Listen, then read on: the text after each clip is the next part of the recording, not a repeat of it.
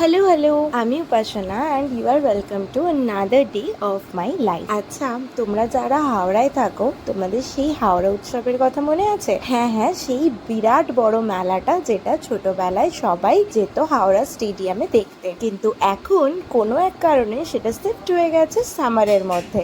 তাই এই গরমে এখন হচ্ছে হাওড়া উৎসব, তাও আবার দুটো জায়গায়। জানি না কোনটা ঠিক কোনটা ভুল, কোনটা আসল আর নকল হাওড়া উৎসব। তবে আজকে আমরা যাচ্ছি ষষ্ঠী নারায়ণ ইকো পার্কের হাওড়া উৎসবে। আমরা বলছি কারণ আমার সাথে আমার বাবা মাও যাবে, আর এই ভিডিওটাতে কিন্তু আমি একটা নতুন জিনিস ট্রাই করছি।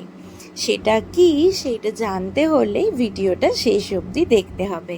তাই ভিডিওর এন্ডিংটা মিস করা কিন্তু একদম চলবে না, বিশ্বাস করো।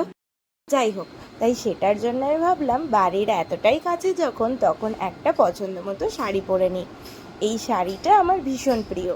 শাড়িটা কোথা থেকে নিয়েছি সেটা তোমাদেরকে ডেসক্রিপশনে দিয়ে দেবো। এই গরমে চুল খুলে যাওয়ার মতো সাহস আমার নেই, তাই জন্য সুন্দর করে একটা বান করে নিয়েছি। আর তার সাথে আজকে আমি কিন্তু কোনো রকম জুয়েলারি পরছি না, শুধু এই কাঁচের চুড়িগুলো পরবো। এই কাঁচের চুড়িগুলোও কিন্তু ছোটবেলার একটা ভীষণ পুরানো স্মৃতি মনে করিয়ে দেয়। আমি ছোটবেলায় প্রচুর কাঁচের চুড়ি পছন্দ করতাম, আর বাবা খালি বলতো কাঁচের চুড়ি পরলে হাতে ফুটে যাবে, তাই মেটালের চুড়ি পর। তখন তো অতটা পরতে পারতাম না কাঁচের চুড়ি, কিন্তু এখন যখন নিজের ইচ্ছা মতো সাজগোজ করতে পারি, তখন কাঁচের চুড়ি মার্কেট থেকে প্রায় উঠেই গেছে। অনেক খুঁজে খাজে লোকাল মার্কেট থেকে একটাই দোকান পেয়েছিলাম এই কিছুদিন আগে, এই কাঁচের চুড়িগুলো কিনে নিয়ে এসেছি। আর মনে হলো এই লুকটার সাথে রেড চুড়িগুলোই সব থেকে সুন্দর মানাবে। কাঁচের চুড়ি যতই সিম্পল হোক না কেন ভীষণ সুন্দর লাগে। তার সাথে আমার ফেভারিট পারফিউমটাই আজকে ইউজ করব। আমি তো পুরো রেডি, এবার বেরোনোর পালা।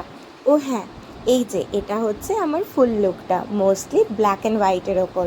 তাই এই ব্যাগটা নিয়েছি একটু কালার দেওয়ার জন্য আউটফিটটাকে। তার সাথে রেড চুড়িগুলো ম্যাচ করে সুন্দর হালকা কালারফুল একটা ভাইব দেবে। চলো, দেখা হচ্ছে আবার নেক্সট একটা ভ্লগে। ততক্ষণ সবাই খুব ভালো থেকো, বাই। আরে কথা বলবো, তুই নোটিস করেছিস আমি কোনো জুয়েলারি পরি? হ্যাঁ। কেন বল? কেন? গেস কর একটা।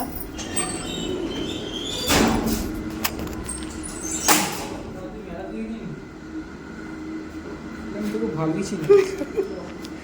আমি মেলা থেকে জুয়েলারি কিনে এটা মানে এটার সাথে ম্যাচ করবে এরকমই জুয়েলারি কিনে পরবো। দ্যাটস দি গোল আজকে। Thank you.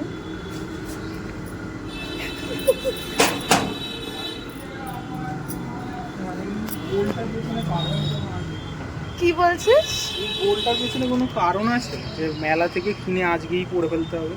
কারণ আমি যেদিন কিনে আমার সেদিনই পড়ার ইচ্ছা হয়, সেটা তাই কোনো আমি কথা ওখানে না। কিনে পরে ঘুরবো। চ